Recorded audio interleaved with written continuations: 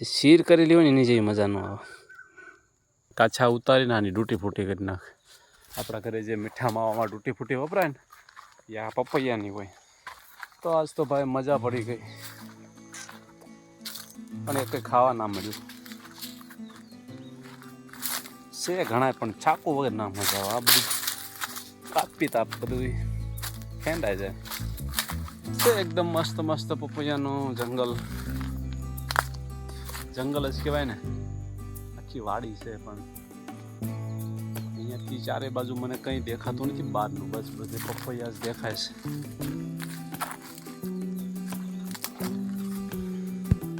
Hello guys, કેમ છો બધા? મજામાં? તો આજના આપણા નવા વ્લોગમાં તમારું સ્વાગત છે. આવી ગયા છીએ આપણે પપૈયાના બગીચામાં. બગીચો કેવું, પપૈયાની વાડી કેવું, કે પછી પપૈયાનું જંગલ કેવું, બધું જ આજે તો એવું જ લાગે છે કે બસ બધી ચારે બાજુ પપૈયા જ છે અને હું એક જ વચમાં છું. બધી બાજુ ફક્ત પપૈયા છે.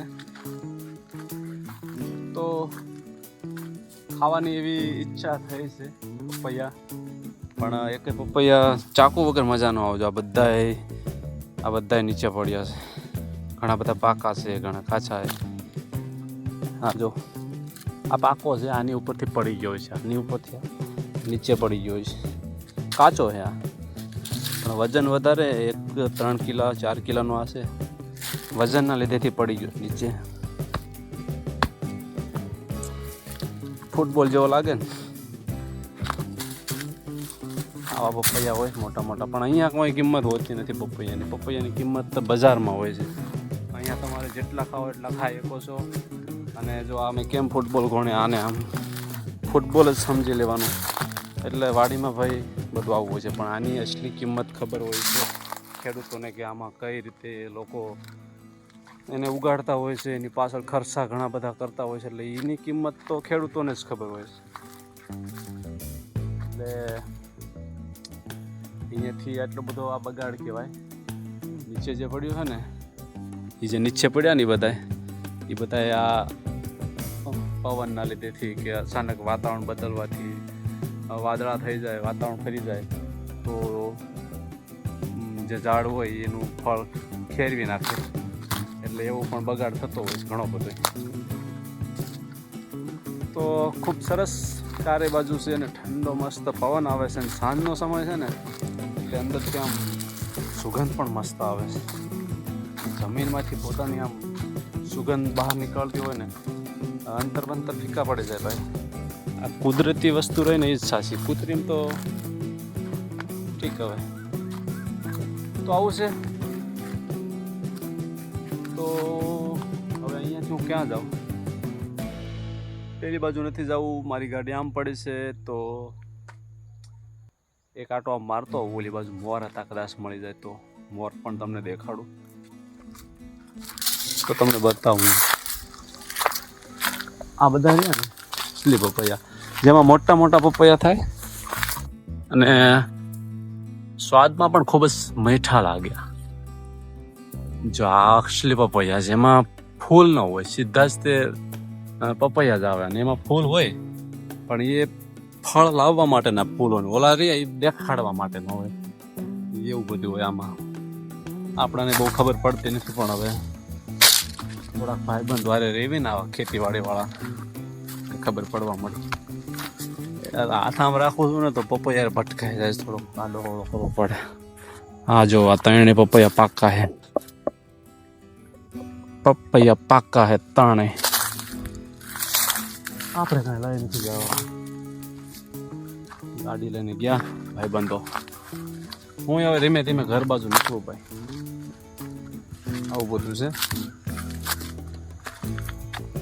તો ખાઈશું એકાદી પપૈયા. ઈચ્છા તો છે, પણ મારી પાસે ચાકુ નથી, અને આમ ડાયરેક્ટ કાપું છું ને તો બધું ફેંદો થઈ જાય છે. એટલે નથી ખાવા. આવો જવા દો. ફરતીને આવીશ ને તો ચાકુ લઈને આવીશ. ચાકુ થાળી લઈને જ મૂકીશ. 2-3 દિવસમાં પાછી મુલાકાત લઈશું. આ પપૈયો તો જો કેવડો મોટો છે ને, મારો હાથ વજન ના ખમી શકે ભાઈ. હજી બીજા બે ત્રણ એવા મોટા છે ને પપૈયા. જોવા દો, નાળિયેર જેવું લાગે.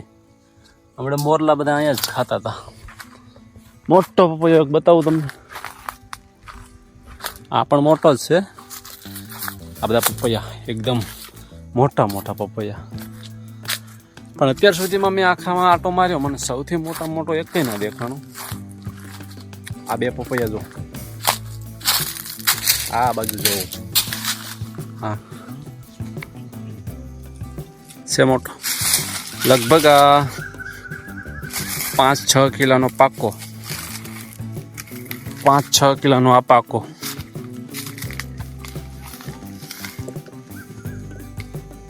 અંદર અવાજ આવે છે.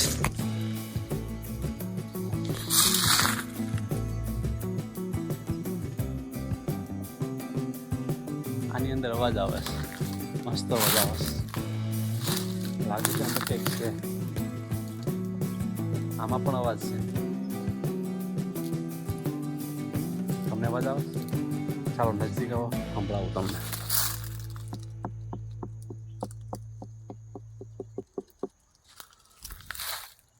અવાજ આવ્યો? કેવું લાગ્યું? મસ્ત અવાજ આવ્યો.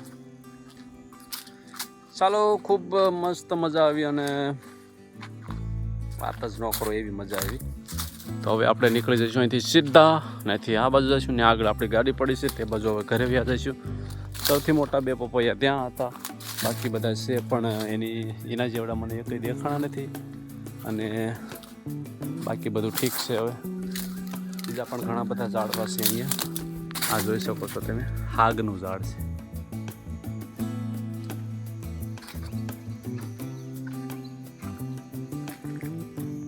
આ છે હાગનું ઝાડ.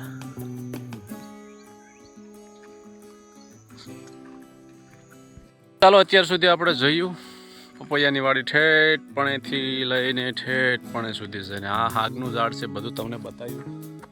તો કેવો લાગ્યો મારો આજનો વિડીયો જરૂરથી જણાવજો. ફરી મળશું કાલે નવા વિડીયોમાં. તો હવે હું પણ રજા લેવું. મારે પણ, હું બહાર ગામ આવેલો છું અત્યારે. અહીંયાથી મારું ગામ 5-6 કિલોમીટર દૂર છે.